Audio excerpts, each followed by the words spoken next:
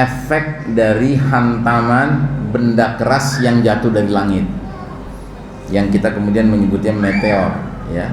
Jadi akan ada meteor berukuran besar, ya, bergerak dengan kecepatan yang sangat tinggi, ya. Nah, ini akan menjadi sebab munculnya.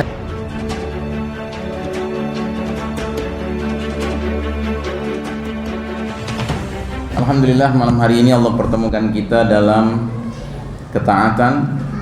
Allah izinkan kita mengisi waktu dengan sholat maghrib, kemudian sholat isya berjamaah.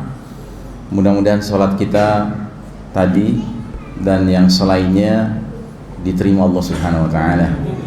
Salawat salam sejahtera kita doakan tercurah kepada manusia pilihan, teladan kita bersama Nabiullah Muhammad sallallahu alaihi wasallam, keluarga, sahabat dan para pengikutnya yang setia hingga akhir zaman, dan semoga kita termasuk umat beliau yang berhak menerima syafaatul uzma beliau di hari berbangkit nanti. Amin ya rabbal alamin. Saudara sekalian rahimakumullah, malam hari ini tema yang kita angkat adalah badai fitnah laksana sepotong malam gelap gulita. Sebenarnya tema ini masuk dalam rangkaian seri tema mengenai urgensi ma'rifatuz zaman atau memahami kondisi zaman. Jadi perlu kita ketahui bahwa zaman adalah waktu, dan waktu yang dimaksud adalah waktu dalam kehidupan di alam dunia yang fana ini. Dan zaman senantiasa memberikan kondisi yang senantiasa berubah-ubah, ya. Karena itulah tabiat dasar dari kehidupan di alam dunia ini. Di alam dunia kita tahu tabiat utamanya adalah fana, sementara. Berbeda dengan alam akhirat, tabiat utamanya apa? Baqa, lestari, kekal, abadi, ya. Jadi orang di akhirat bila mana ditakdirkan bergembira ria, maka dia tidak mengenal kecuali kegembiraan semata, kegembiraan yang sejati dan kegembiraan yang abadi, ya. Mudah-mudahan kita masuk golongan itu. Sedangkan di dunia ini karena sifatnya fana, sementara, maka semua pun sifatnya berganti-ganti, Pak. Kadang sementara kita gembira, kadang sementara kita bersedih, ya. Kadang kita sementara sehat, kadang kita sementara sakit, kadang kita sementara beruntung, kadang kita sementara rugi. Itulah dunia, Pak. Termasuk kadang kita berjaya, menang, dan kadang kita sementara kalah, ya, terpuruk. Nah, jadi ini tidak ada kecualinya. Ini berlaku bagi siapapun di dunia yang fana ini, termasuk dialami oleh umat Islam yang dijuluki oleh Nabi kita dengan julukan antum ummatun marhumah. Kalian ini adalah umat yang dirahmati Allah Ta'ala. Tapi bukan berarti karena dirahmati Allah lalu kemudian Allah mentakdirkan kita mengalami kejayaan terus-menerus, Pak, ya. Tidak demikian rumus kehidupan di dunia ini. Jadi sekalipun kita ini umat yang dirahmati, tetapi juga terikat dengan sunnatullah dunia fana ini. Yang lebih spesifik lagi Allah katakan dalam surat Ali Imran ayat 140 dengan ungkapannya, wa tilkal ayyamu nudawiluha bainan nas. Demikianlah hari demi hari, masa kejayaan dan keruntuhan, kemenangan dan kekalahan itu kami pergilirkan di antara umat manusia agar mereka bisa mengambil pelajaran. Nah, jadi alhamdulillah Nabi kita Muhammad sallallahu alaihi wasallam tidak saja mewariskan kepada kita petunjuk yang lengkap, yang sempurna dari wahyu Allah Ta'ala, yaitu kitabullah Al-Quranul Karim, tetapi juga beliau mewariskan kepada kita petunjuk lengkap dari sunnah an-nabawiyah, ya, dari sunnah Nabi Muhammad SAW.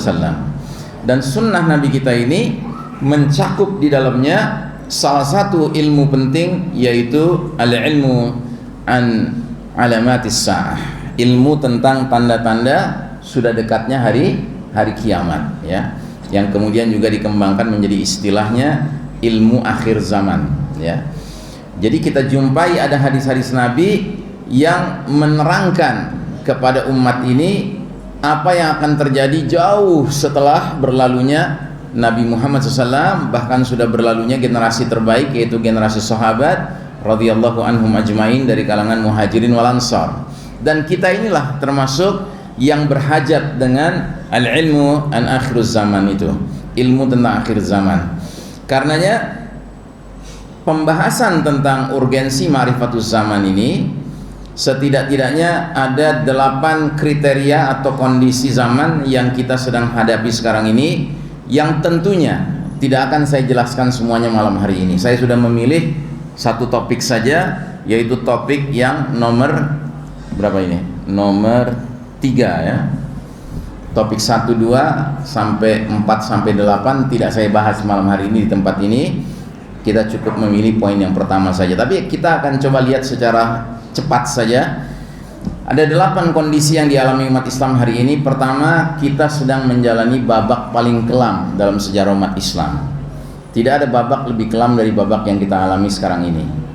Nabi menyebut babak ini sebagai babak kepemimpinan mulkan jabriyah, para penguasa yang memaksakan kehendak mereka, mengabaikan kehendak Allah dan Rasulnya, ya. Dan sejak kapan babak ini kita alami? Kita mengalami babak ini sejak tahun 1342 Hijriah. Jadi sekitar 1 abad lah kita mengalami babak paling kelam ini, Pak. Kita mengalami mau tidak mau yang tampil di panggung kepemimpinan adalah mereka-mereka yang kata Nabi berkriteria mulkan jabariyah, penguasa-penguasa yang memaksakan kehendak mereka, ya. Dan yang lebih utama, penguasa itu adalah mereka menggantikan posisi umat Islam dalam hal memimpin umat manusia seluruhnya. Jadi sebelum tahun 1342, selaku umat yang dirahmati Allah, kita umat Islam ini telah memimpin umat manusia dalam tempo yang tidak sebentar, Pak. Kita ini memimpin umat bukan setahun, 2 tahun, 10 tahun, 20 tahun, 100 tahun, 200 tahun, tidak. 1342 tahun, Pak, ya. Jadi hendaknya kita jangan membiarkan diri kita larut dengan kondisi yang buruk sekarang ini sehingga kita melupakan bahwa kita ini sesungguhnya umat qiyadiyah, ya kan. Kita ini umat yang memiliki jiwa leadership, Pak, kepemimpinan. Kita ini bukan umat yang pantasnya menjadi follower, tapi kita pantasnya menjadi umat yang memimpin. Ya, tapi ingat ya, umat. Ya, jangan ada di antara kita yang kemudian secara pribadi-pribadi ingin menonjol-nonjolkan diri sebagai pemimpin, ya. Kita sebagai satu kesatuan umat ini memang layak disebut sebagai umat yang memiliki mentalitas leadership, ya, dan itu sudah dibuktikan selama ribuan tahun. Tapi Allah punya rencana, dan rencana Allah itu Allah putuskan berlangsung tahun 1924 Masehi, 1342 Hijriah. Allah takdirkan berlakunya ayat tadi, Pak, ya. Tilkal ayyamu nudawiluha bainan nas. Demikianlah hari demi hari, masa kejayaan dan kekalahan kami pergilirkan di antara umat manusia. Jadi kita sudah berjaya ribuan tahun, Pak. Nah, sekarang giliran kita harus mengalami kekalahan, ya. Ini harus kita terima, Pak. Bukan terima dalam arti ridha, ya kan? Kita terima dalam arti Allah Ta'ala sudah membuat skenarionya seperti demikian, dan hendaknya jangan kita paksakan merubah skenario Allah menurut kemampuan manusia yang sangat terbatas ini, Pak, ya. Sebab sejujurnya kondisi yang kita kalah sekarang ini bukan kondisi yang permanen, Pak. Ini kondisi terminal, ya. Jadi kalau kita kaji nomor 1 ini, babak paling kelam dalam sejarah umat Islam, ini terkait dengan hadis yang membicarakan tentang periode demi periode perjalanan umat, dan kita sekarang di periode keempat dari 5 periode total, dan insya Allah kita tidak lama lagi akan menjemput periode kelima, ya, Pak. Periode kelima itu umat Islam akan Allah takdirkan kembali berjaya di muka bumi ini. Tapi sudah barang tentu kita harus ingat, inna ma'al usri yusran, inna ma'al usri yusran. Bersama kesulitan yang kita hadapi sekarang ini ada kemudahan, dan kemudahan itu adalah akan hadirnya kejayaan Islam kembali, insya Allah. Yang kedua, kita berada di era di mana kaum muslimin mengekor kepada kaum Yahudi dan Nasrani atau the Western Civilization, peradaban Barat. Jadi bukan rahasia lagi Pak. Tahun 1924 itu Allah cabut hak kepemimpinan kita, Allah serahkan ke Barat, ke Eropa, Amerika, yang tiada lain masyarakat Yahudi Nasrani. Dan ini sepenuhnya hak Allah Ta'ala. Allah sudah berfirman dalam Al-Quran surat Ali Imran, Qulillahumma malikal mulk tu'til mulka man tasha wa tanzi'ul mulka mimman tasha. Ya, katakanlah wahai Allah pemilik segenap kerajaan, engkau beri kerajaan siapa yang kau kehendaki, engkau cabut kerajaan dari siapa yang kau kehendaki. Nah, Allah berkehendak sekarang ini yang memimpin bukan umat Islam Pak, ya, tapi Barat, ya, Eropa, Amerika, Yahudi Nasrani. Dan ini bukan berarti Allah ridho dengan mereka, ya, Allah tetap murka dengan mereka. Allah tetap memandang mereka sebagai orang-orang yang tersesat, dan kita inilah yang berhak memimpin. Tapi problemanya adalah Allah ingin membuat skenario ujian buat kita. Yang ketiga, kita berada di era penuh fitnah seperti sepotong malam yang gelap gulita. Ini bahasa Nabi dan kita akan bahas agak lebih dalam malam hari ini. Yang keempat, kita berada di era di mana fenomena riddah merebak di tengah kaum muslimin. Riddah itu artinya kemurtadan Pak. Jadi hari ini musuh-musuh Allah, musuh-musuh umat Islam mengupayakan banyak program yang bukan sekedar ingin mengalahkan umat Islam dalam pengertian membunuh, membantai, ya, tetapi bahkan ingin melihat umat Islam ini keluar dari iman, dari Islam, kembali menjadi murtad, ya, menjadi kafir Pak. Ya, ini ambisi mereka seperti demikian. Dan cilakanya kemurtadan yang dimaksud di sini terutama kemurtadan yang tidak disadari Pak. Ya, sekedar contoh saja. Salah satu bentuk kemurtadan yang sekarang banyak tidak disadari umat Islam adalah menerima faham pluralisme. Sebuah faham yang menyebabkan seorang muslim dengan mudahnya mengeluarkan kalimat semua agama sama, semua agama baik, semua agama benar. Ketahuilah, ucapan seperti ini menyebabkan orang yang mengucapkannya itu batal imannya Pak. Nggak diakui lagi sama Allah Subhanahu wa Ta'ala, kecuali dia bertaubat tentunya. Tapi bagaimana akan bertaubat kalau sadar bahwa dia batal iman saja? Tidak. Itu yang disebut dengan murtad tanpa sadar Pak. Ya. Yang kelima, kita berada di era di mana kaum muslimin dijadikan santapan yang diperebutkan oleh bangsa-bangsa lainnya. Sahabat bertanya, ya Rasulullah, apakah karena kita jumlahnya sedikit? Oh tidak, kalian jumlahnya banyak, tetapi kalian laksana buih di atas genangan air. Ya, ini kondisi kita sekarang. Buih itu punya 3 sifat: tidak berbobot, ringan, tidak berisi, kosong, dan tidak terarah, ya, nggak jelas, kesana kemari nggak jelas arahnya, ya.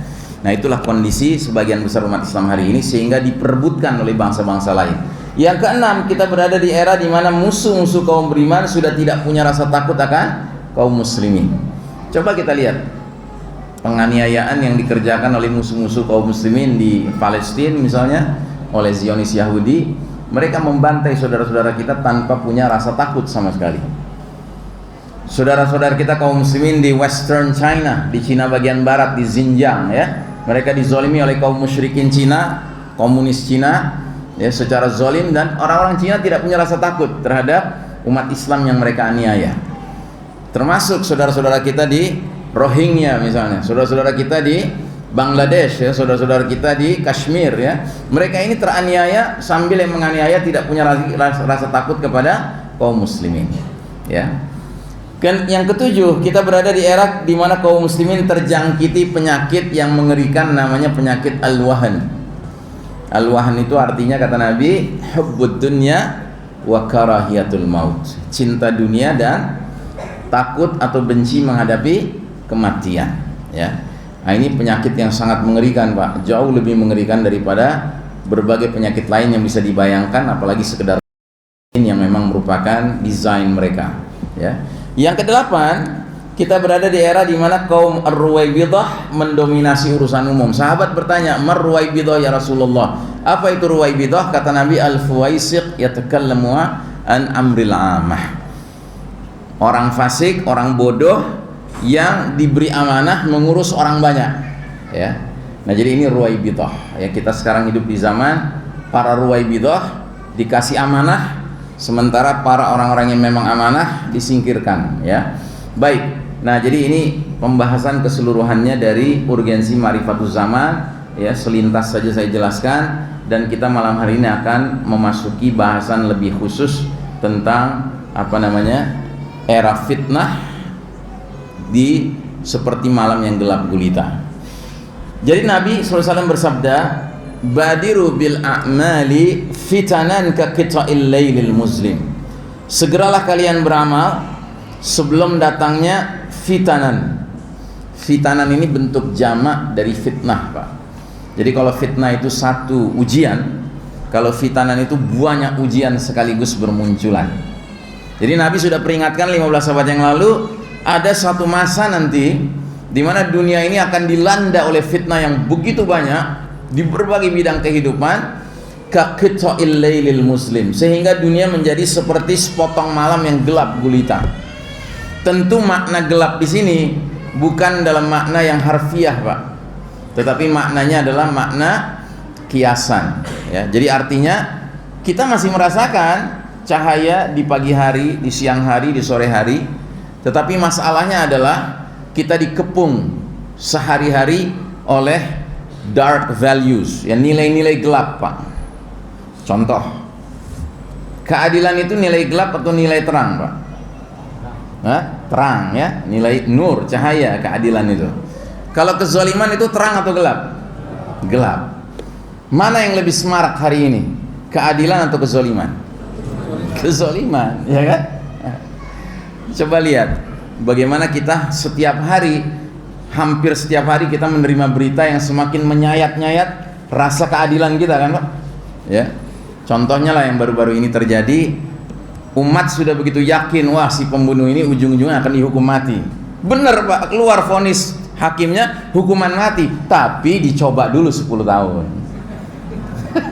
Jadi sudah dibuat aturan bahwa hukuman mati itu nggak segera bisa dilaksanakan. Ya, ini kan menyakiti rasa keadilan umat, Pak. Ya, menyakiti rasa keadilan umat. Ya. Dan kalau umat itu, rakyat itu sudah kehilangan rasa keadilan, maka itu sudah puncak musibah itu, ya, karena keadilan itu hak semua manusia, apapun agamanya, ya, dia berhak untuk diperlakukan adil. Nilai ma'ruf itu nilai terang atau gelap? Terang, ya. Mungkar itu nilai terang atau gelap? Gelap. Mana yang lebih semarak sekarang, mungkar atau ma'ruf? Mungkar. Taat itu nilai terang atau gelap? Terang, ya. Maksiat itu nilai terang atau gelap? Gelap. Mana yang lebih ramai sekarang, maksiat atau taat? Kemaksiatan lebih ramai hari ini. Nah, jadi kita sekarang sudah merasakan bagaimana kita dikepung sehari-hari oleh nilai-nilai yang gelap. Ini yang disebut dengan zulumatil jahiliyah. Jadi kita mengalami jahiliyah modern sekarang, Pak. Ya, dulu Nabi dan para sahabat mengalami jahiliyah yang klasik, ya, yang zaman dulu. Tapi sekarang kita pun mengalami jahiliyah yang gelap gulita ini di era modern, ya. Dan luar biasa kita temukan berbagai bentuk kemaksiatan sekarang ini yang sudah melampaui batas-batas kewajaran, Pak. Nah, jadi saudaraku rahimakumullah, maaf, ini saya harus perbaiki dulu. Jadi saudaraku rahimakumullah, Nabi kemudian mengatakan bahwa kegelapan ini menyebabkan muncul sebuah fenomena, yusbihur rajulu mu'minan wa yumsi kafiran, au yumsi mu'minan wa yusbihu kafiran, yabi'u dinahu bi'aradin minad dunya. Jadi kata Nabi kita, kalau fitnah itu sudah merebak melanda dunia, maka akan muncul gejala di mana manusia di pagi hari atau seorang itu di pagi hari masih mukmin, masih beriman, tetapi kemudian di sore hari dia menjadi kafir.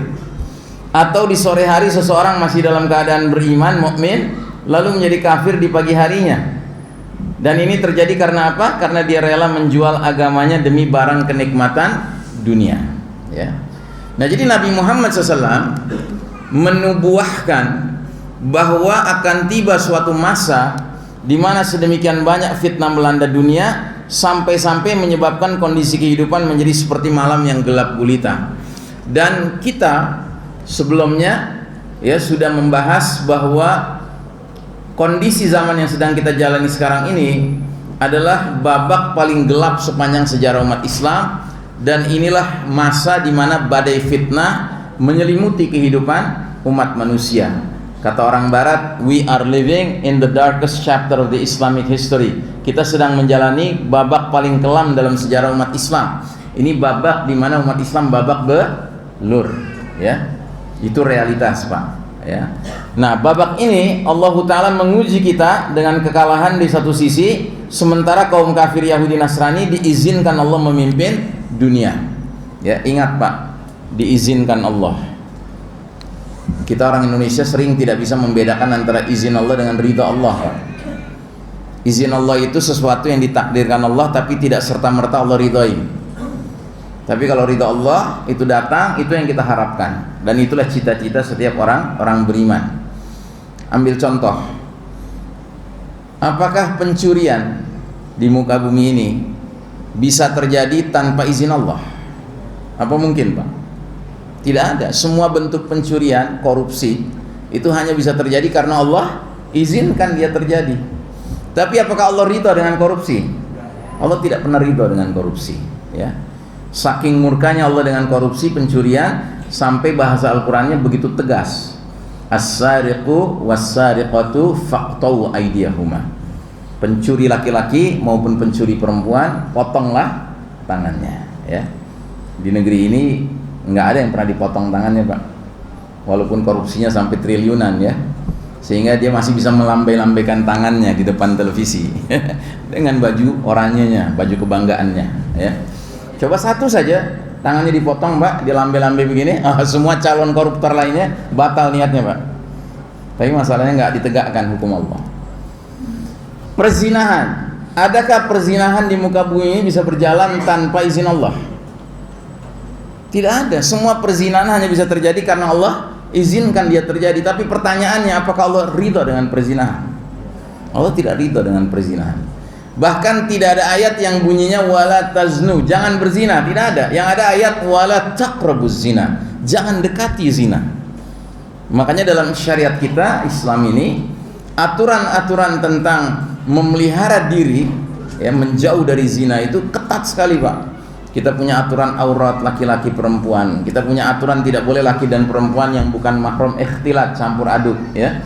Kita punya aturan anak kalau mau masuk kamar orang tuanya ada jadwalnya, jadwal terlarangnya, jadwal bolehnya, ya kan?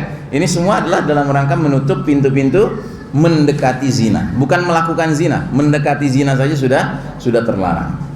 Nah, begitu juga dengan kepemimpinan Yahudi dan Nasrani. Allah izinkan mereka memimpin sekarang dunia ini. Apakah Allah ridha dengan kepemimpinan mereka? Jelas tidak, ya.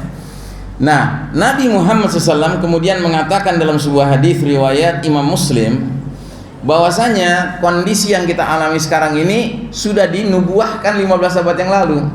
Nabi bersabda, la tattabi'unna sunanal ladzina min qablikum shibran bi shibrin wa dhira'an bi dhira'in hatta law dakhalu fi jahri dabbin lattaba'tumuhum. Sungguh kalian umat Islam kelak nanti di akhir zaman akan mengikuti kebiasaan, tata cara hidup, way of life, lifestyle dari orang-orang sebelum kalian, sejengkal demi sejengkal, sehasta demi sehasta, sehingga sekiranya mereka yang kalian ikuti sudah jelas-jelas masuk lubang kadal, ya, juhri dabbin, kalian masih aja akan terus mengikuti mereka. Jadi kita sudah lihat ini, yang diikuti ini sudah masuk lubang kadal, sudah masuk kebinasaan, tapi masih ditiru juga sama sebagian umat Islam ini. Maka sahabat bertanya, ya Rasulullah, al-Yahuda wan Nasara, apakah mereka yang kau maksud itu kaum Yahudi dan Nasrani? Apa jawab Nabi? Faman, siapa lagi kalau bukan mereka, ya. Dan perlu difahami bahwa sewaktu Nabi menyampaikan hadis ini, para sahabat tercengang, tidak bisa membayangkan, ya, kenapa itu bisa terjadi. Nggak bisa terbayang sama mereka, karena waktu Nabi dulu hidup bersama para sahabat di Madinah, ada orang Yahudi, ada orang Nasrani, ada orang musyrikin, tapi mereka jangankan memimpin umat Islam, bahkan mereka sadar bahwa umat Islam adalah umat yang harus dihormati dan Nabi Muhammad SAW harus dihormati, ya. Tetapi sekarang Kalau kita jujur melihat situasi kondisi dunia, mencari muslim ke barat-baratan, ke Yahudi-Yahudian, ke Nasrani-Nasranian sulit atau mudah? Mudah sekali, ya. Nah, jadi saudaraku rahimakumullah, apa yang kita alami sekarang ini adalah perjalanan yang Allah sudah skenariokan. Nah, kira-kira seperti ini skenarionya. Jadi kita mengalami fase demi fase perjalanan sejarah umat Islam. Sekarang kita berada di fase keempat, Pak. Yang kata Nabi adalah fase mulkan jabriyatan, para penguasa yang memaksakan kehendak mereka. Fase ini berarti kita berada di bawah garis merah, Pak. Garis merah ini batas. Kalau kita berada di atas garis merah berarti sedang berjaya, kalau berada di bawah garis merah berarti sedang terpuruk, sedang kalah. Pernahkah kita terpuruk sebelum babak keempat ini, fase keempat ini? Pernah, Pak. Yaitu dahulu ketika Nabi memimpin para sahabat sebelum hijrah ke Madinah. Jadi ketika masih di Mekah, umat Islam lemah selama 13 tahun Qamariyah di kota Mekah sebelum hijrah ke Madinah, ya.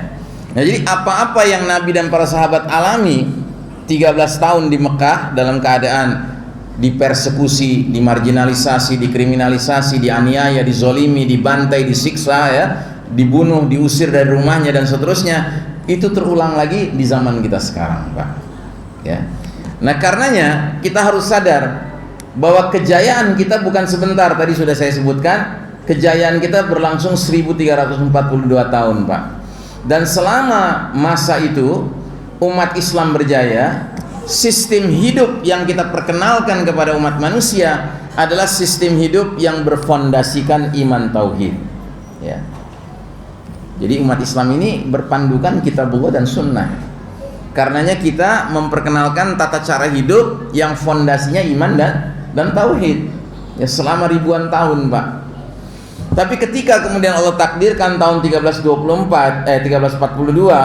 Allah cabut hak kita memimpin dan Allah izinkan kaum kafir yang memimpin, Yahudi Nasrani, dan ini sudah 102 tahun Hijriah, umat Islam kalah, maka tidak mungkin sistem kehidupan sekarang ini dilanjutkan berfondasikan iman tauhid, Pak.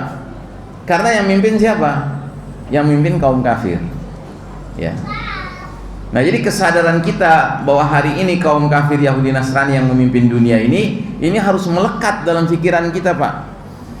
Tapi Ustadz, kita kan negeri muslim, pemimpin kita Islam. Ya maaf, kalau Anda masih berpikir seperti itu, tandanya Anda ketinggalan zaman. Kita ini bukan hidup di era sekian puluh tahun yang lalu. Kita hidup di era globalisasi, Pak. Di era globalisasi segala sesuatu itu sudah terkait dengan kerangkanya, kerangka global, Pak. Bukan kerangka lokal nasional lagi. Tidak ada cerita kemandirian lokal nasional sekarang. Semua dipengaruhi oleh elit global, Pak.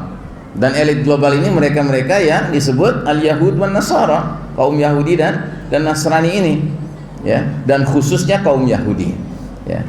Nah, jadi mereka mengembangkan sistem kafir syirik yang menyebabkan kita sekarang merasakan hidup ini kok begitu kacau, ya, Pak, ya.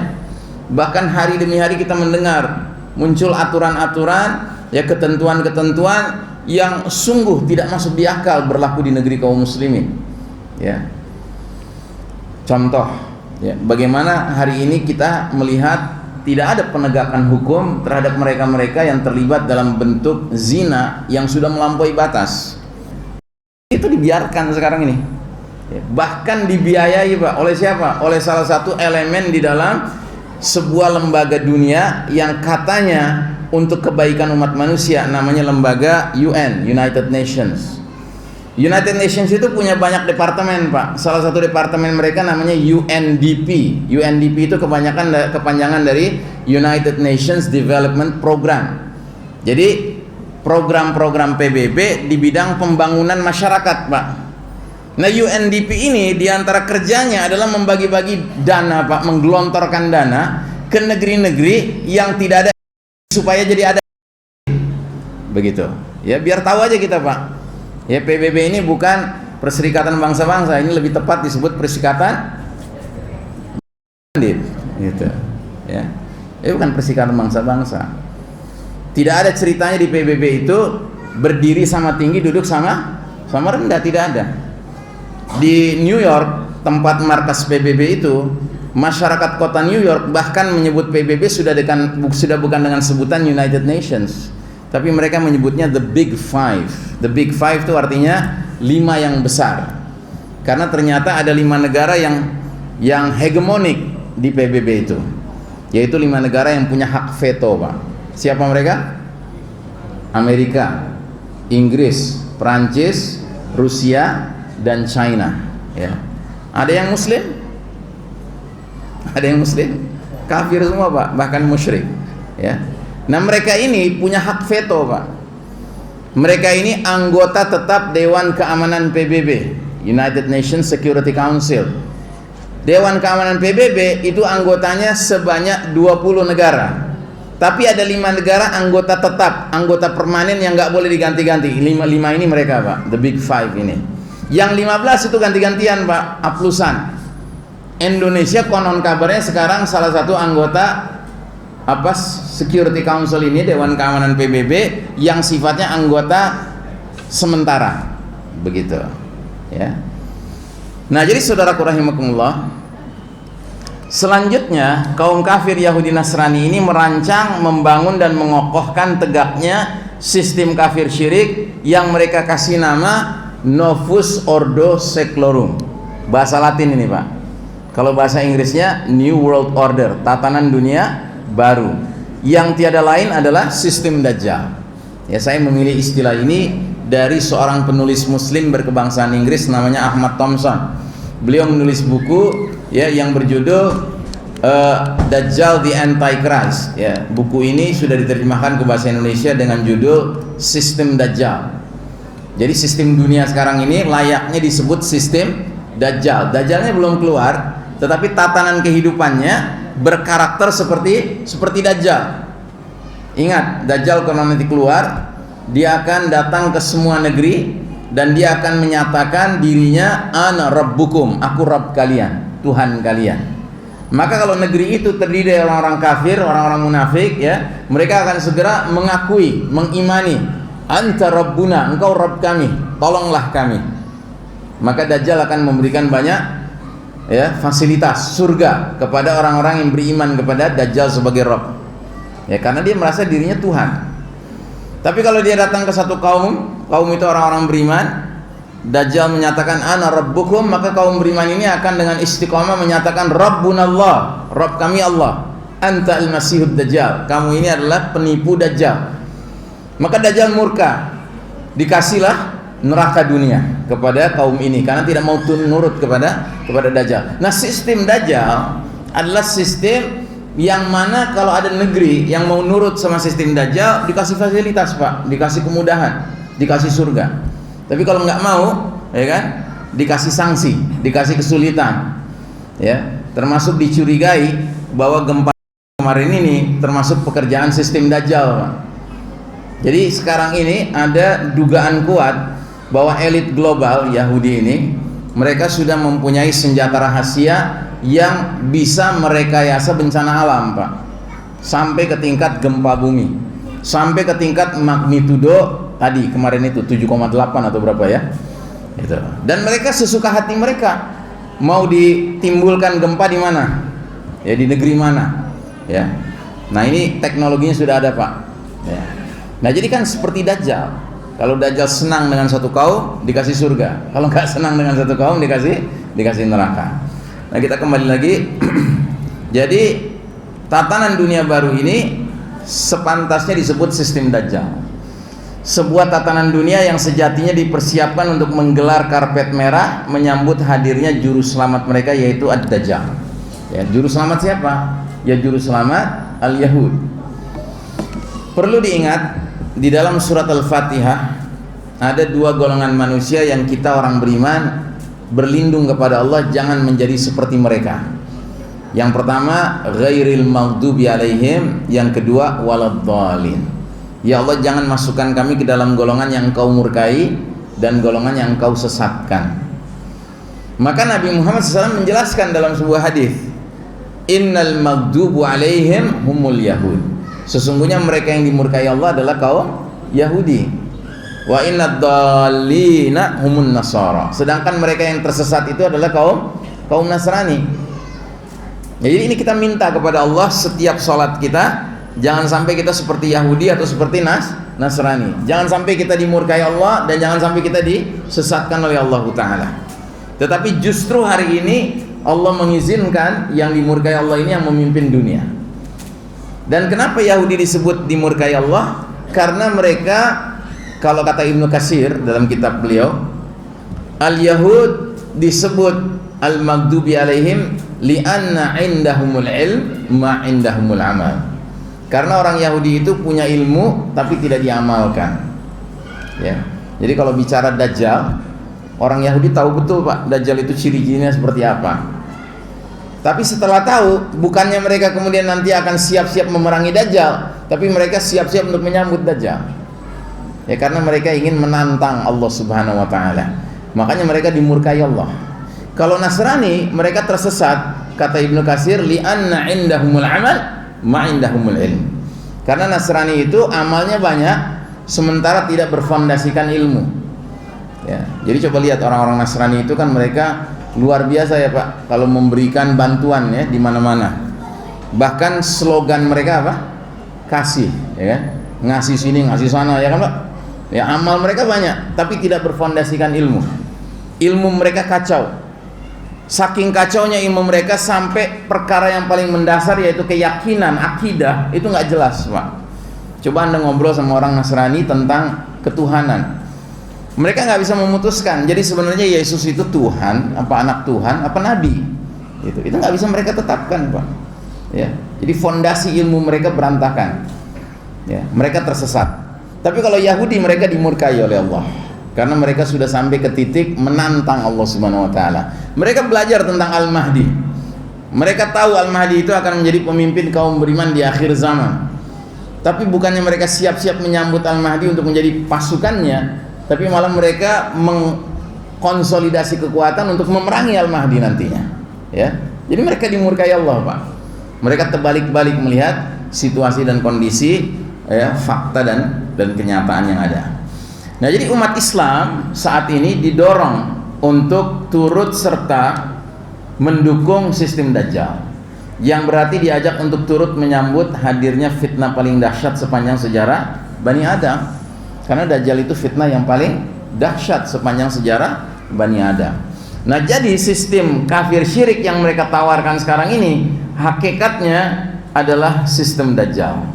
Dan lembaga dunia yang mereka kasih simbol seperti ini, ikon seperti ini, yang mereka sebut United Nations itu, lembaga yang katanya seluruh bangsa berdiri sama tinggi, duduk sama rendah, ini ternyata hakikatnya mereka ingin menegakkan nos, ya.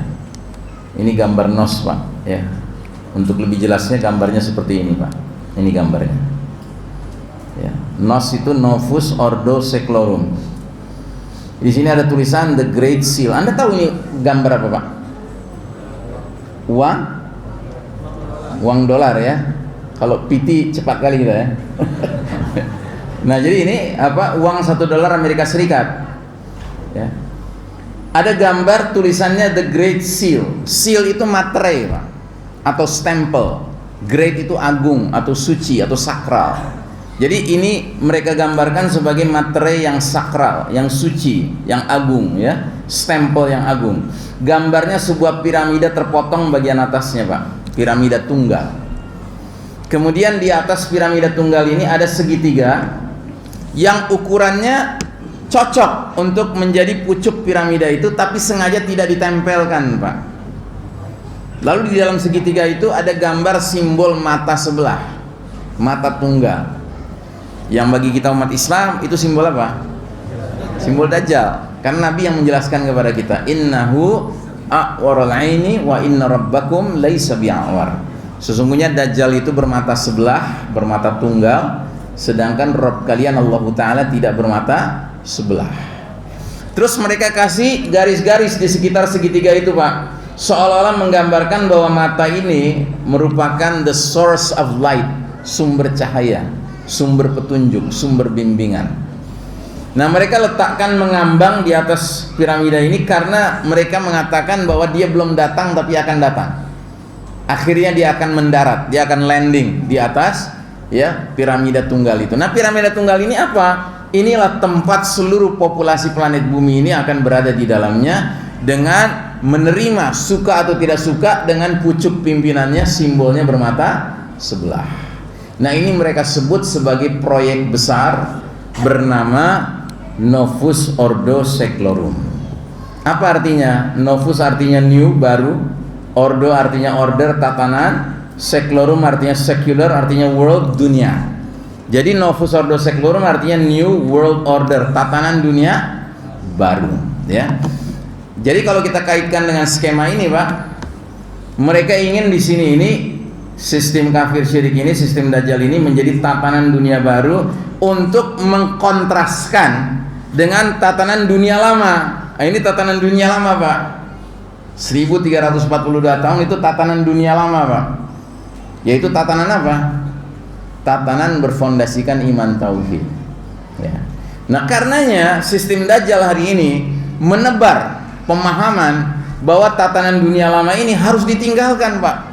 Nggak boleh orang menengok-nengok lagi kayak yang sudah berlalu itu. Itu harus menjadi sampah yang dilemparkan ke dalam keranjang sampah sejarah. Nggak boleh diulang lagi. Gitu. Nah, mereka lakukan upaya ini dengan jalan apa yang disebut dengan proyek Al-Ghazwul Fikri, perang pemikiran, perang opini. Jadi mereka bangun kesan bahwa semua yang terjadi sebelum tahun 1342 Hijriah 1924 Masehi ini, semua ini tatanan dunia lama yang kuno, yang harus ditinggalkan, jelek, nggak ada bagusnya. Nah, cilakanya akhirnya sekarang tidak sedikit umat Islam yang teriak-teriak, pokoknya jangan tengok ke belakang, ya. Jangan tengok ke belakang, kita harus tengok ke depan saja, tatanan dunia baru. Ya, sampai menyatakan bahwa apa yang jadi piagam PBB itulah fondasi kehidupan modern yang terbaik. Jangan tengok-tengok lagi ke belakang. Ya, tahu ya maksudnya tengok-tengok ke belakang lagi? Ya. Tapi alhamdulillah Nabi Muhammad SAW justru menegaskan bahwa setelah kita mengalami era yang paling kelam di babak keempat ini, era mulkan jabriyatan ini, akan muncul kembali babak kelima, dan ini babak terakhir yang namanya, kata Nabi, adalah al-khilafatu ala minhajin nubuwah, akan tegak kembali.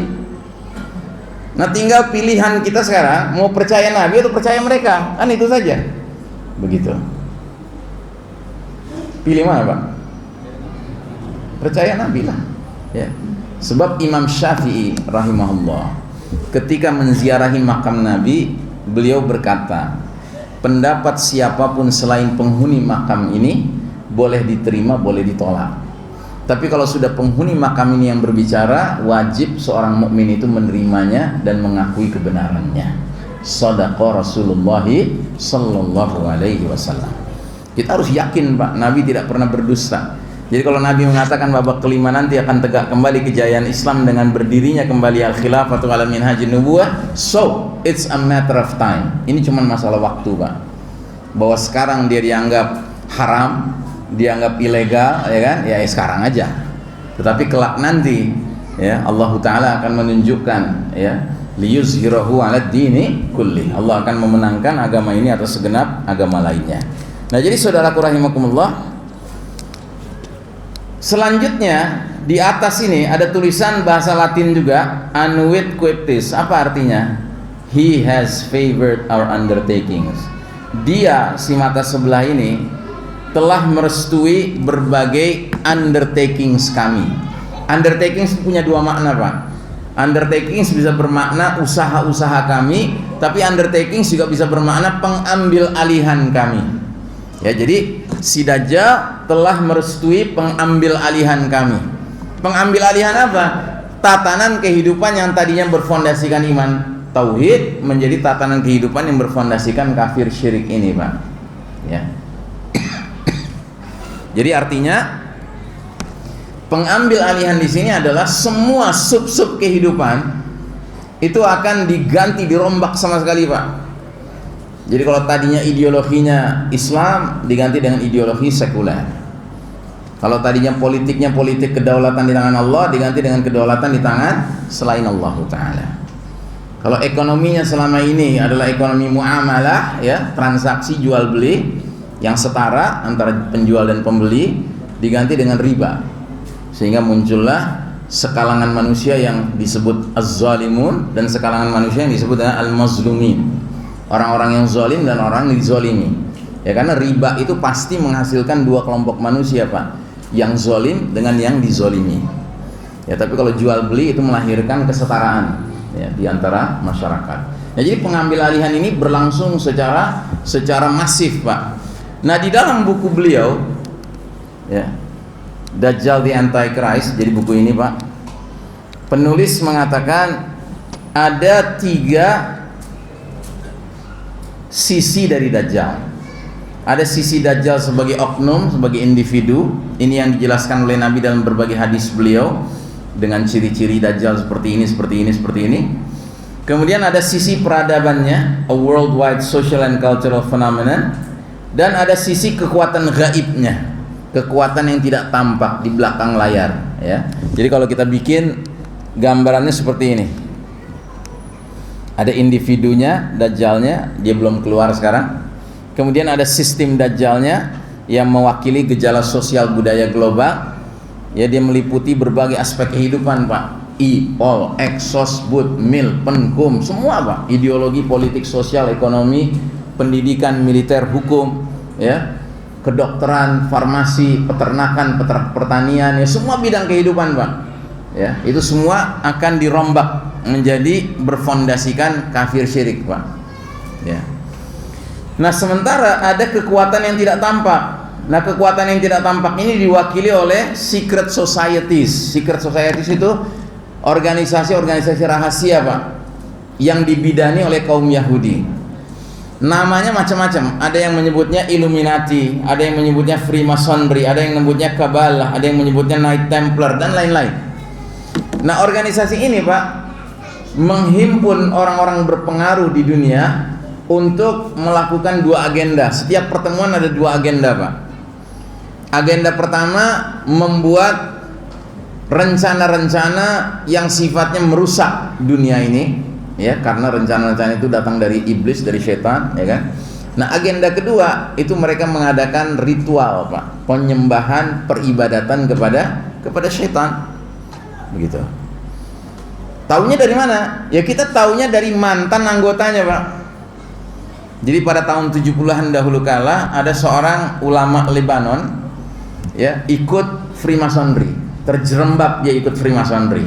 Dia tidak tahu ini organisasi apa.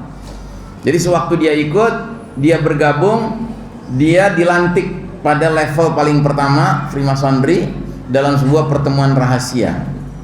Dan pelantikannya tentunya dengan menggunakan Al-Quran sebagai saksi, karena dia muslim, apalagi ulama, ya. Lalu dia dikasih tugas-tugas keanggotaan Freemasonry level pertama. Ternyata dia dinilai lulus, maka dia berhak naik ke tingkat 2. Ada pertemuan lagi, ada pelantikan lagi, pertemuan rahasia. Nah, di pertemuan rahasia itu dia dilantik, dia berbaiat, ya kan, mengucapkan sumpah, ya, untuk menjadi anggota yang loyal. Sambil saksinya sudah bertambah, Pak.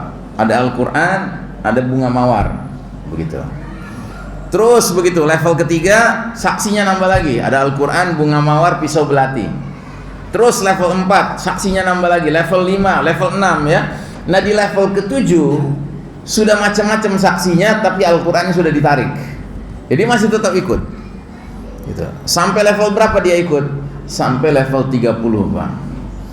Jumlah level tertinggi 33. Tidak ada orang boleh menjadi anggota Freemasonry level tertinggi 33 kecuali berdarah Bani Israel, berdarah Yahudi. Kalau nggak berdarah Yahudi, paling tinggi level 32. Nah, si ulama Lebanon ini sudah sampai level 30. Nah, di level ke-30 ketika dia mau dilantik, ternyata ada lafal teks pelantikannya yang berbunyi sebagai berikut: in the name of Lucifer, atas nama iblis saya bergabung dengan organisasi ini. Di situ dia sadar, ternyata ini hizbus syaitan, ini partai syaitan, ya, dia harus keluar dari situ. Dia ulama, ya kan, dia sadar.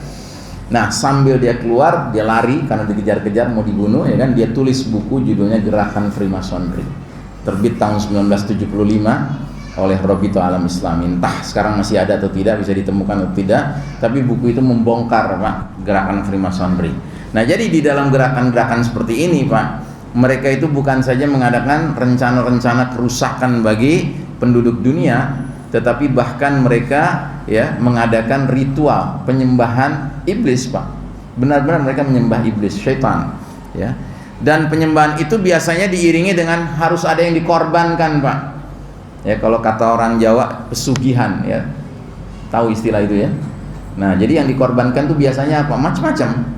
Bisa anak bayi dihadirkan hidup-hidup, hidup-hidup, Pak, ya.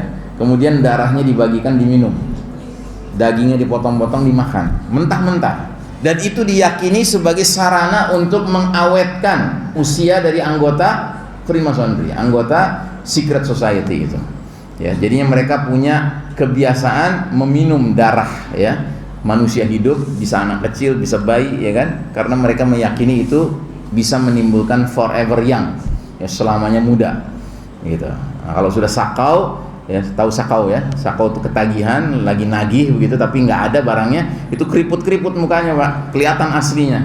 Nanti kalau udah ketemu barangnya lagi, dia minum, awet muda lagi dia, ya. Nah, ini biasanya yang ikut organisasi seperti ini orang-orang berpengaruh, Pak, di dunia. Kadang-kadang kepala-kepala negara, kadang-kadang bintang film, penyanyi, selebritis, ya, orang kaya raya begitu. Nah, jadi mereka ini sering mengadakan pertemuan-pertemuan, apalagi sekarang, ya, karena eranya sedang era giliran mereka memimpin dunia sekarang ini. Jadi mereka menebar kerusakan dengan berbagai program-program, ya, termasuk program depopulation, Pak. Ini salah satu program inti mereka, depopulation. Apa artinya depopulation? Mengurangi penduduk planet bumi, Pak. Jadi orang-orang ini saking tamaknya akan dunia, mereka memandang bahwa mereka lah yang paling berhak hidup di dunia, dan semua selain di goyim, ya, itu layak dibunuh. Nah, mereka bikin banyak program, Pak, untuk bisa mengurangi jumlah populasi planet bumi ini. Nah, salah satu program mereka adalah ini kan kalau rame itu otomatis terjadi berhenti yang namanya kelanjutan keturunan Bani Adam. Ya, karena laki dengan laki bagaimana bisa melahirkan, perempuan dengan perempuan bagaimana bisa melahirkan, ya, nggak mungkin. Itu. Tapi bukan hanya itu, mereka juga melakukan kerusakan dengan kemarin misalnya selama 2-3 tahun mengembangkan apa yang mereka sebut pandemi, tapi kita menyebutnya plandemi. Plandemi itu sudah direncanakan, Pak. Ini sebenarnya sudah direncanakan semua ini, ya. Jadi mereka yang nebar virusnya, mereka yang siapkan antivirusnya. Gitu. Dan umat manusia kebanyakan tanpa kecuali sebagian umat Islam menyangka antivirusnya itu perlu diambil, ya. Kayak dulu tahun 80-an orang yang sama itu bikin software, ya, tapi juga dia bikin virusnya, terus dia jual antivirusnya, ya kan, jadi laku keras. Siapa dia? Ya? Si gerbang duit, ya. Gate itu kan gerbang, bill itu kan uang, ya, jadi gerbang uang, ya. Nah, jadi dia melakukan itu dulu kepada laptop. Nah, tapi pada tahun 2020 kemarin kepada manusia, ya, kepada manusia. Dia yang nebar virusnya, dia pula yang menjual antivirusnya, begitu. Nah, selanjutnya tatanan dunia baru disebut sistem Dajjal karena memiliki karakter seperti Dajjal. Nabi Muhammad SAW bersabda, bila mana Dajjal nanti keluar, dia akan mengumumkan dirinya sebagai Rabb, persis seperti Fir'aun, ya. Fir'aun dulu mengatakan, ana rabbukumul a'la, aku Rabb kalian yang maha tinggi. Maka mereka yang membenarkan Dajjal akan diberi surga oleh Dajjal, dan mereka yang mengingkari Dajjal akan diberi neraka oleh Dajjal. Nah, sekarang Dajjal belum ada, tapi sistem dunianya sudah sistem Dajjal. Makanya mereka punya senjata-senjata rahasia, Pak, ya, untuk menghukum siapa saja yang dianggap tidak mau nurut kepada sistem Dajjal. Jadi analisanya kenapa kemarin Turki harus mengalami gempa buatan manusia, karena Turki sempat mengeluarkan pernyataan yang nggak disukai sama Barat, yang nggak disukai sama mereka yang sedang hegemonik di dunia hari ini. Nah, saudaraku rahimakumullah, Nabi Muhammad SAW berbicara tentang Dajjal, salah satu hadisnya seperti ini. Nabi menyatakan, sungguh fitnah sebagian kalian lebih aku khawatirkan dari fitnahnya Dajjal, dan tiadalah seseorang yang selamat dari rangkaian fitnah tersebut, melainkan dia pasti akan selamat pula menghadapi fitnah berikutnya. Jadi fitnah menjelang Dajjal keluar, Pak, dan kita sekarang berada di era tersebut, ya. itu seperti gunung, Pak, makin lama makin menanjak. Nggak ada ceritanya fitnah makin lama makin turun, Pak, makin berkurang. Dia makin mengkhawatirkan, makin berat, Pak. Tapi Nabi memberi jaminan, barang siapa ya, tiadalah seseorang yang selamat dari rangkaian fitnah itu, melainkan dia pasti selamat pula menghadapi fitnah berikutnya. Jadi barang siapa yang menghadapi fitnah level gunung di bawah ya, dia bisa lulus, maka kemungkinan besar level berikutnya dia bisa lulus lagi. Level berikutnya dia lulus lagi. Level berikutnya dia lulus lagi. Kalau Allah takdirkan dia ketemu Dajjal, dia akan lulus menghadapi Dajjal. Tapi barang siapa yang menghadapi fitnah di level gunung paling bawah sudah gagal, maka di level berikutnya dia akan lebih terpuruk lagi. Level berikutnya lebih terpuruk lagi. Bahkan ketika usianya sampai ke masa Dajjal muncul nanti, begitu Dajjal menyatakan ana rabbukum, dia akan segera ya nurut untuk mengakui Dajjal sebagai Rabb. Karena jangankan Dajjal, baru Dujjal, Dajjal kecil saja sekarang ini bermunculan, dia sudah percaya. Jadi bagaimana dia bisa melawan Dajjal ya yang sebenarnya nanti gitu. Makanya dari sekarang kita harus sensitif, Pak, mendeteksi siapa-siapa yang merupakan Dujjal zaman sekarang ini ya. Karena Dujjal ini jumlahnya bisa banyak. Kalau Dajjal cuma satu, tapi kalau Dujjal bisa banyak ya. Nah, jadi saudaraku rahimakumullah, dunia yang gelap gulita ini ya harusnya bisa kita sikapi dengan kita setiap harinya ya melakukan wirid yang Nabi ajarkan, dan salah satu wirid itu sangat penting, surat Al-Baqarah ayat 257. Dalam ayat ini Allah memberikan kunci keselamatan kita menghadapi zulumatil jahiliyah, kegelapan dunia yang penuh fitnah sekarang ini. Allah berfirman, Allahu waliyul ladzina amanu yukhrijuhum minaz zulumati ilan nur. Allah wali bagi orang-orang yang beriman. Allah mengeluarkan mereka dari kegelapan kekafiran menuju cahaya iman. Jadi kalau kita menjadikan Allah sebagai wali satu-satunya, Pak, wali itu punya 3 pengertian: pemimpin, pelindung, penolong. Jadi kalau di zaman penuh fitnah sekarang ini kita senantiasa hanya dan hanya menjadikan Allah sebagai wali, pemimpin, pelindung, penolong, insya Allah kita akan keluar dari kegelapan zaman ini menuju cahaya yang terang benderang. Sekalipun harus dimulai dari yang kecil, Pak, dari rumah kita masing-masing dulu. Sebaliknya, walladzina kafaru awliya'uhumut taghut yukhrijunahum minan nuri ilaz zulumat. Sebaliknya orang-orang kafir, wali-wali mereka ialah taghut. Taghut itu syaitan, Pak, dan siapapun yang berafiliasi dengan syaitan itu taghut, yang akan mengeluarkan mereka dari cahaya kepada kegelapan kekafiran. Jadi ini menarik, Pak, ketika Allah menyebutkan Allah walinya orang beriman itu menggunakan kata wali, tapi ketika menyebutkan orang kafir walinya taghut itu menggunakan kata aulia. Aulia itu bentuk jamak dari wali, Pak. Allah wali satu tunggal ahad, tapi kalau taghut itu banyak, Pak. Ada togut S small, ada togut M medium, ada togut L large, ya kan? Ada togut XL, double XL, triple XL. Ada togut kelas desa, kelas kota, kelas provinsi, kelas negara, kelas regional. Ada togut level global. Jadi togut itu banyak. Dan karenanya sesungguhnya orang-orang kafir yang menjadikan togut sebagai wali mereka nggak akan pernah bisa bersatu, Pak, semestinya, karena mereka terpecah belah dengan mengikuti aneka jenis togut yang banyak. Tapi kalau kita orang beriman semestinya kita bisa bersatu, Pak. Nah, jangan-jangan selama ini kita belum bisa bersatu karena kita belum jujur menjadikan Allah semata sebagai waliuna, sebagai pemimpin, pelindung, penolong kita ya. Nah, karenanya Allah Ta'ala kemudian menjelaskan lebih lanjut apa sarana kita untuk bisa mendapatkan cahaya ini. Sarananya tidak lain adalah kalamullah. Alif Lam Ra, kitabun anzalnahu ilaika litukhrijan nasa minaz zulumati ilan nuri biizni rabbihim ila siratil azizil hamid. Alif Lam Ra, kitab Al-Quran ini kami turunkan kepada engkau Muhammad SAW agar engkau keluarkan manusia dari gelap gulita kepada cahaya terang benderang dengan izin Rabb mereka, yaitu menuju jalan Allah yang maha perkasa lagi maha terpuji. Jadi kalau kita ingin keluar dari kegelapan zaman penuh fitnah ini, Pak, mari kita hidupkan Al-Quran di rumah-rumah kita, Pak. pastikan Al-Quran itu senantiasa mewarnai seluruh anggota keluarga kita. Jangan biarkan ada anggota keluarga kita yang tidak pernah berinteraksi dengan Al-Quran. Ya, kalau bisa Al-Quran itu senantiasa ada yang mengumandangkan di dalam rumah-rumah kita. Nabi pernah bersabda, la taj'al buyutakum maqabir. Jangan kalian jadikan rumah-rumah kalian laksana kuburan. Iqra suratul Baqarah fi. Bacakanlah surat Al-Baqarah di dalamnya. Ya, dan surat-surat lainnya. Semua surat Al-Quran itu bagus, baik, ya kan? Dan dia akan menyebabkan rumah-rumah kita ini menjadi menyala, Pak, menjadi bersinar, bercahaya. Ya, karenanya orang-orang beriman di era penuh fitnah seperti sekarang ini, Pak, hanya mau berkunjung, saling berkunjung dengan sesama orang beriman. Karena mereka merasakan kalau mereka berkunjung ke rumah orang beriman, di situ ada cahaya. Ya, sementara di luar rumah-rumah kita ini gelap semua, Pak. Di luar sana ini gelap semua. Begitu.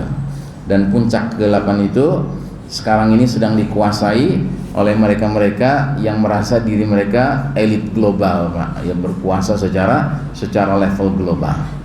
Nah, saya kira untuk malam hari ini saya cukupkan sekian bahasan saya.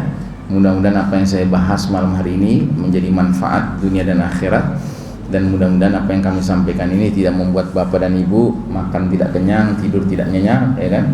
Tapi justru semakin faham bahwa memang kita harus berjuang keras di era penuh fitnah ini. Dan sebelum saya akhiri, saya mengundang bapak dan ibu untuk mari kita sama-sama meningkatkan pemahaman kita akan ilmu akhir zaman, ilmu yang sangat berharga ini, Pak. Dengan cara saya akan merekomendasikan buku-buku yang pantas dibaca.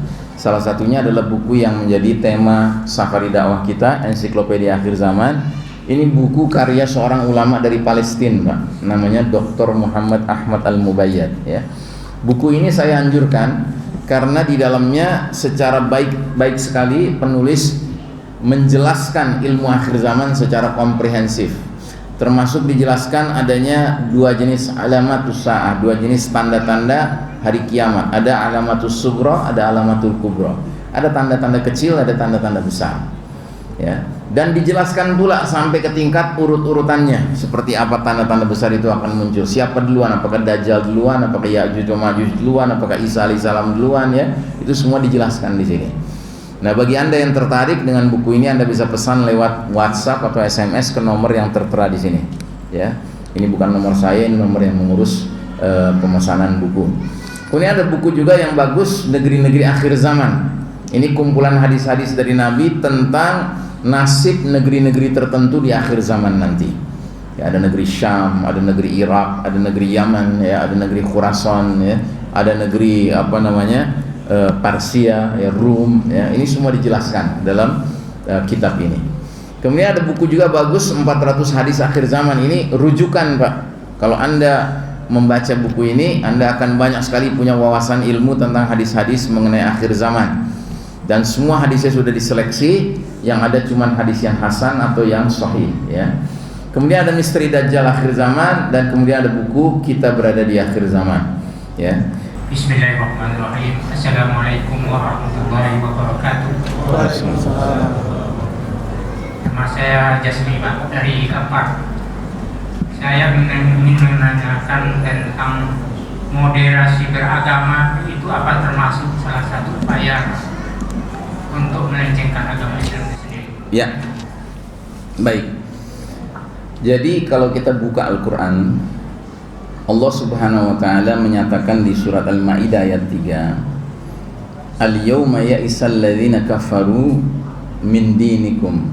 Pada hari ini telah berputus asalah orang-orang kafir untuk mengalahkan agamamu. Ya, agama Islam ini orang kafir sudah putus asa untuk mengalahkan Islam, ya. Tapi jangan salah, mereka tidak putus asa mengalahkan umat Islam. Kalau mengalahkan Islamnya mereka putus asa. Kenapa? Lanjutan ayatnya berbunyi, Al-yawma akmaltu lakum dinakum wa atmamtu alaikum ni'mati wa raditu lakumul Islam madinah. Pada hari ini telah kusempurnakan, ya, Islam itu sebagai agama, telah kucukupkan Islam sebagai nikmat, dan telah aku ridhoi Islam sebagai jalan hidup bagi kalian. Jadi sesungguhnya Islam sebagai dinullah, agama Allah, dia ini sempurna, Pak. Sudah tidak perlu tambahan support, bantuan dari mana-mana. Karenanya Allah juga mengatakan dalam salah satu ayatnya, wa qul ishhadu bi annana muslimun. Katakanlah, saksikanlah kami ini kaum muslimin. Ya, kaum muslimin. Titik. Enggak ada Allah menyuruh kita menyebut diri muslim moderat, enggak ada. Muslim fundamentalis, enggak ada. Muslim Nusantara, enggak ada. Ya, muslim sudah selesai. Karena menjadi muslim itu berarti sudah berpegang kepada agama yang sempurna, yang enggak perlu bantuan dari mana-mana lagi. Maka apapun sebutannya, Pak, kalau kemudian itu disematkan kepada ajaran Islam, sesungguhnya sebutan itu menjadi tanda tanya besar buat kita. Kenapa mesti disematkan kepada Islam? Faham Nusantara misalnya begitu. Memangnya selama ini Islam apa yang kita imani, kan begitu? Ya, kok tiba-tiba muncul sekarang Islam Nusantara, Islam moderat, Islam modern, ya, Islam toleran, begitu. Memangnya selama ini Islam tidak toleran? Ya. Nah, jadi semua bentuk tambahan embel-embel kepada sebutan Islam, hakikatnya itu adalah upaya untuk melencengkan Islam sebagai agama yang asalnya sempurna di sisi Allah menjadi agama yang seolah-olah perlu bantuan dari pihak lain. Islam tidak perlu bantuan dari pihak lain. Ya, jelas ya? Wallahu a'lam bishawab. Assalamualaikum warahmatullahi wabarakatuh. Waalaikumsalam. Saya mau tanya Ustaz, ini maksud kan ada yang dibilangnya dukhon itu sebenarnya kayak mana sebenarnya Pak Ustaz? Apa pengertiannya? Ya.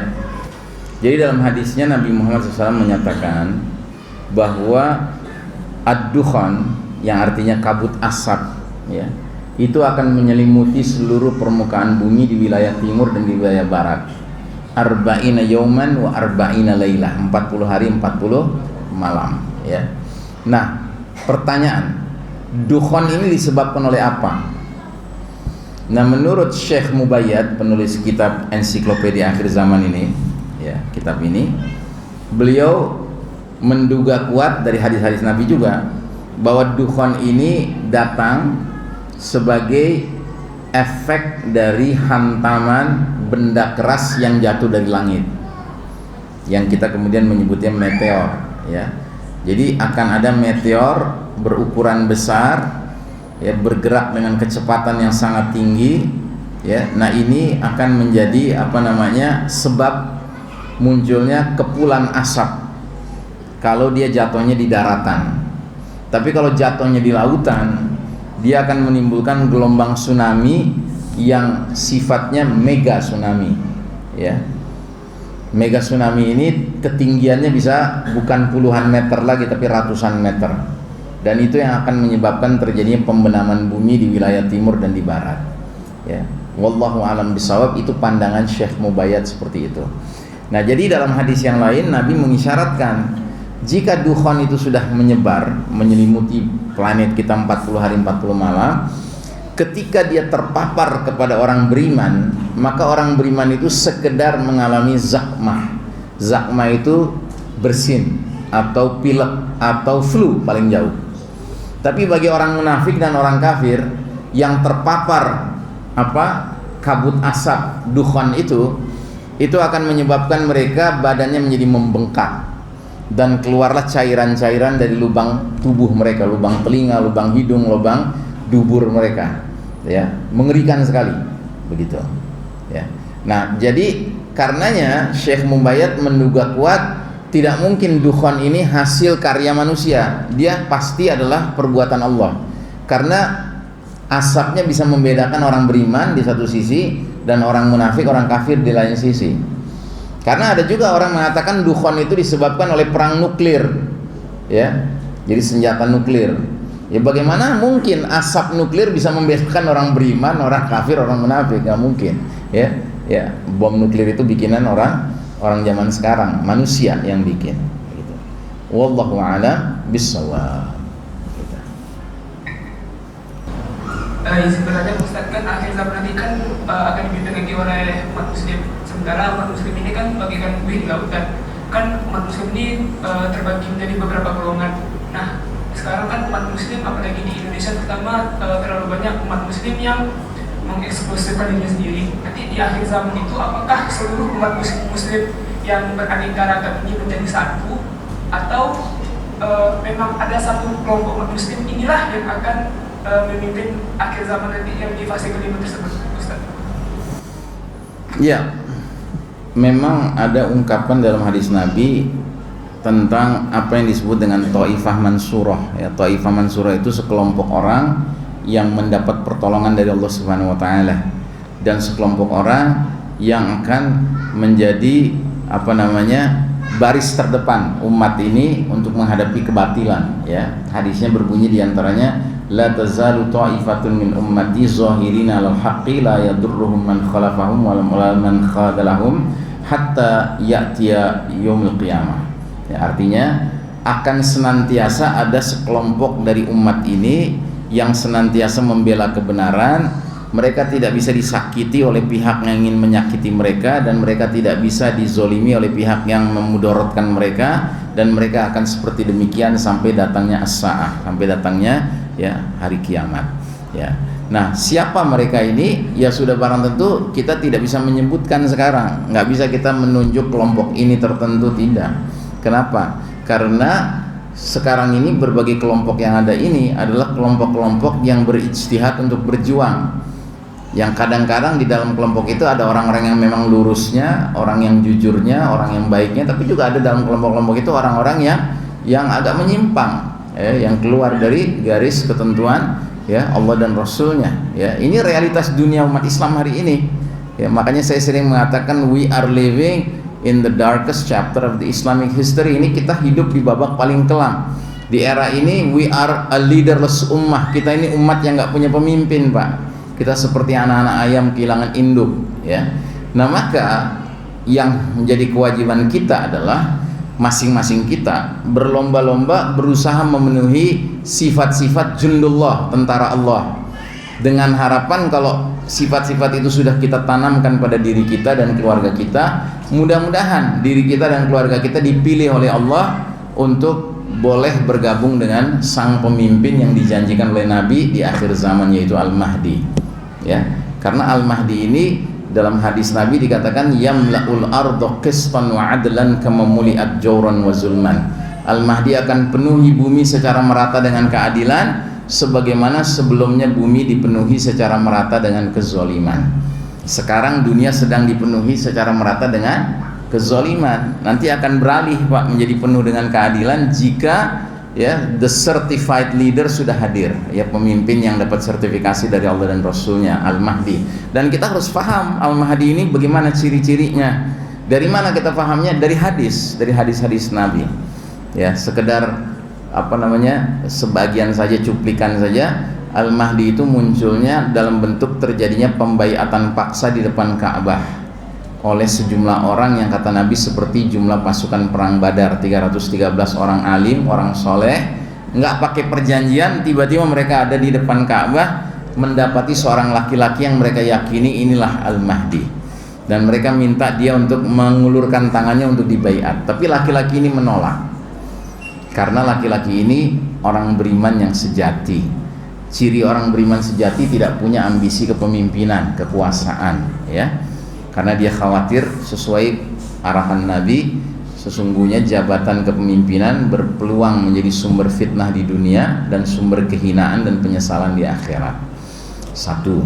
Yang kedua, kenapa dia harus dibayat paksa? Karena Al-Mahdi tidak tahu dirinya Al-Mahdi. Mengapa demikian? Karena Allah ingin memelihara Al-Mahdi. Kalau Al-Mahdi jauh-jauh hari sudah tahu dirinya Al-Mahdi, orang lain pun bisa tahu dia Al-Mahdi. Kalau orang lain bisa tahu dia Al-Mahdi, tentu musuh pun bisa tahu dia Al-Mahdi jauh-jauh hari. Kalau musuh sudah tahu mana yang Al-Mahdi, kira-kira diapakan, Pak? Dibungkus, ya. Masuk plastik, dilempar ke tong sampah sejarah, kan begitu, ya. Nah, jadi Al-Mahdi munculnya secara pembaiatan paksa, ya. Tidak semua orang tahu berita ini, tapi kemudian ada suatu peristiwa berikutnya yang menyebabkan viral beritanya, yaitu ada pasukan dikirim dari Syam untuk memerangi Al-Mahdi dan orang berbaiat pada Al-Mahdi, tapi pasukan ini Allah benamkan antara Mekah dan Madinah. Nah, peristiwa pembenaman di Jazirah Arab yang membenamkan pasukan ini viral ke seluruh dunia. Semua muslim yang mengikuti berita ini dan faham tentang Al-Mahdi langsung sadar, oh, Al-Mahdi sudah hadir. Tandanya seperti itu. Dan itu menunjukkan apa? Menunjukkan bahwa kewajiban yang Nabi sampaikan 15 abad yang lalu menjadi jatuh kepada setiap muslim hari itu. Fa idza ra'aitumuhu fabayi'uhu walau habwan 'ala thalji fa innahu khalifatullah al-mahdi. Jika kalian sudah lihat kehadiran Al-Mahdi, berbaiatlah dengannya sekalipun harus merangkak-rangkak di atas salju, karena dialah khalifatullah Al-Mahdi. Ya.